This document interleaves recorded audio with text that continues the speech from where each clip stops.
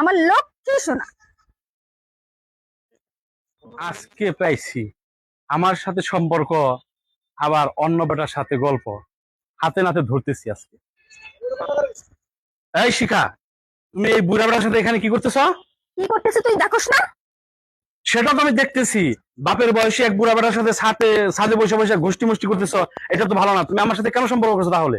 তোর মতো ছেলের সাথে প্রেম করে আমি কি পাইছি জীবনে?